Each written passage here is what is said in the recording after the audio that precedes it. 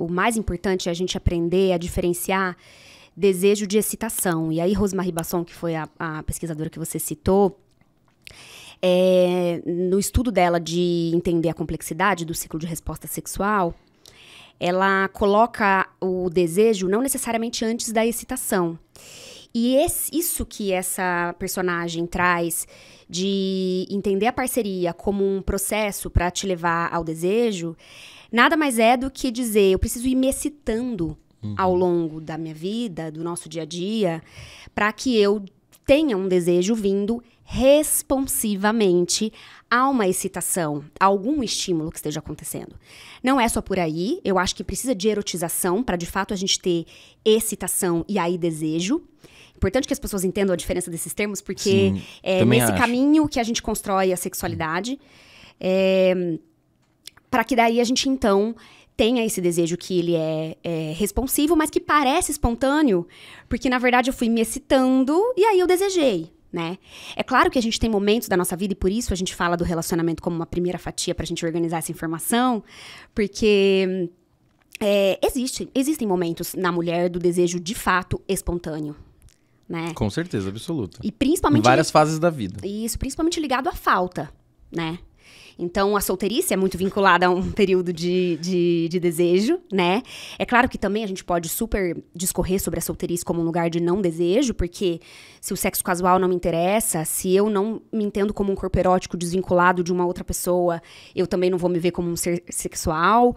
Mas, de um modo geral, para quem já descobriu um pouquinho de sexualidade, a gente se entende na solteirice muito mais desejante, espontaneamente, do que dentro de um relacionamento estável, né? Onde eu tenho muita noção de quem é o outro, tem pouco mistério, né? Até porque você tem que gastar uma energia, né? Na solteirice, quando você tem um relacionamento, o dia que você tiver a chance de você conseguir uma transa, um intercurso sexual, um namorinho, a palavra que você use, a chance de você conseguir aquilo que você busca é maior do que quando você tá na solteirice. Porque na solteirice é muita coisa também para administrar. Não que no relacionamento não seja. Mas mesmo o sexo casual, ele demanda uma energia grande. Então, se você não tiver no game, o famoso, se você não tá no game, assim, tudo bem, você pode abrir o aplicativo e arrumar alguma transa, né? No mundo gay, isso é a coisa mais comum do mundo. Mas eu acho que não é ainda o que muitas mulheres querem, né? Independente de lésbica ou não, mas eu acho que não é isso que as mulheres estão buscando. Abrir um aplicativo e falar, bora transar? Local. Eu acho que não é isso. Então, eu vi um meme essa semana na internet que fala assim, na solteirice ou você se respeita ou você transa. Não dá pra ter muitos critérios, né? Exato. Não, mas é isso. Então, o relacionamento, esse alinhamento do casal, eu acho que acaba contando muito. Isso que você falou é muito interessante, porque às vezes relacionamento de longo prazo, a pessoa também não consegue mais se identificar. Eu amei que você falou isso, né? Pelos olhos do outro como um ser sexual. Às vezes ela não consegue se desvincular. Ela não consegue se olhar como uma mulher que tem sexualidade independente do parceiro, da parceira, de quem é que seja, né? Sim. Eu acho que quando a gente vai conversar dentro do universo dos casais heteronormativos, né? Que existe essa diferenciação mesmo pra gente entender um pouco de como é o ciclo de resposta sexual, né? Essas expectativas entre homens e mulheres. Mas quando as parceiras conseguem trazer, as pacientes conseguem trazer os parceiros para consulta, o primeiro ponto que eu pego... É muito rico. Onde eles conseguem... Porque eles estão ali nessa demanda. Eles são o Paulinho Vilhena na e demanda. A Maria, Exato. E aí, o primeiro ponto que eu pego, que eles rapidamente reconhecem que não está acontecendo, é o beijo na boca. Né? Uma das coisas do início de relacionamento que a gente claramente vai querer tirar roupa é que você... É muita língua, é muita virada de cabeça que daqui a pouco teu corpo inteiro tá querendo transar. Quando que isso num relacionamento estável tá acontecendo, né? Aquele choque na coluna, eu acho maravilhoso isso, sabe? Aquele choque que a pessoa sente ali, desde do cóccix, subindo uma coisa que vai na cabeça e dá um twin. Depois de um tempo de relacionamento, num beijo na boca e tudo mais, a coisa acaba sendo muito direto ao ponto e uma coisa de relação penetrativa. Então, pênis, vagina, penetração, rapidinho.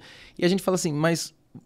você não estava excitada o suficiente, às vezes, para isso, nem com desejo, né? E você começa a criar memória inimiga desse sexo. Porque a gente, quando estuda sexualidade, a gente gosta de fazer analogias com comida, né? Pra poder explicar um pouquinho sobre desejar, né? Esses dias eu falhei com uma paciente, porque eu dei um exemplo falando... Vocês vão entender. Que a gente vai pra um sexo querendo um brigadeiro. E aí você vai lá, tem uva passa. E aí, você não vai querer voltar para um lugar onde você queria brigadeiro e te oferecem uva passa. Você estava querendo um doce e vão te oferecer uva passa.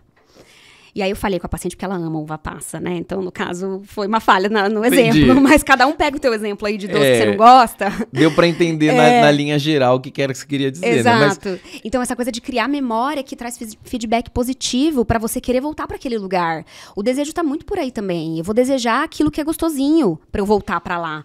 E por isso que a frequência pouco importa, né? E o desejo, cada vez também, é um desejo diferente, né? Então, para as pessoas entenderem que a gente está falando de desejo de excitação, o desejo ele é uma coisa muito mais mental. Ele é uma coisa difícil de explicar. Ele brota sem você saber direito de onde ele brotou. Você não precisa dessa lógica. Isso aqui me dá muito desejo. Quando você vê, você está mais no estado propenso, né? E a excitação já começa também a ter uma coisa corporal. Você sente uma taquicardia, uma boca que é assim...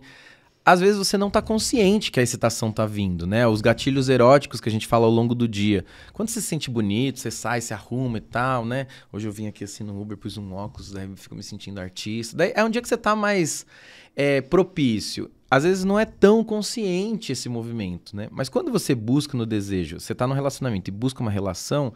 Eu estava conversando com um paciente outro dia, que a gente estava fazendo um trabalho justamente... dele conseguir olhar o que a parceira dele estava buscando. E eles tentarem trabalhar a comunicação, que nem todo sexo você está buscando só sexo. Então tem aquele dia que você busca, mas você quer se sentir amado.